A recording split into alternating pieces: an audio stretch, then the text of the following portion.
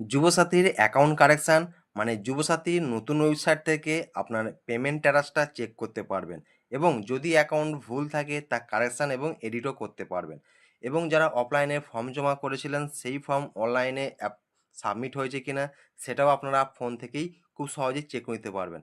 কীভাবে চেক করবেন সেটাই আপনাদেরকে আমি এই ভিডিওর মাধ্যমে স্টেপ বাই স্টেপ দেখিয়ে দেবো, তাই অবশ্যই ভিডিওটাকে শেষ পর্যন্ত দেখার অনুরোধ রইল।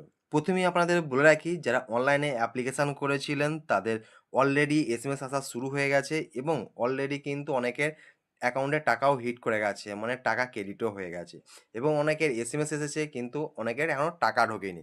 তার পরিবর্তে অনেকের রিজেক্টের একটা করে এসএমএস পাঠাচ্ছে। সেইবার আপনাদেরকে বলি যে আপনাদের কী জন্য টাকা ঢুকছে না, মানে আপনাদের যদি অ্যাকাউন্টে কোনো সমস্যা হয়ে থাকে, অ্যাকাউন্ট যদি আপনারা কোনোরকমভাবে ফর্মে ভুল এন্ট্রি করে থাকে, সেটা আপনারা কীভাবে কারেকশান করবেন বা সেটা আপনারা কীভাবে দেখবেন সেটা আপনাদেরকে আমি একটু দেখিয়ে দিচ্ছি।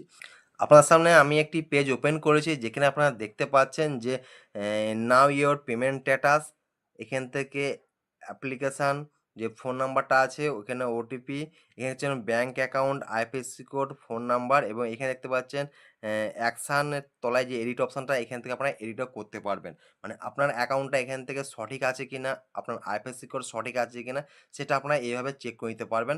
সেটা কীভাবে চেক করবেন চলুন সেটা আপনাদেরকে আমি স্টেপ বাই স্টেপ দেখিয়ে দিই।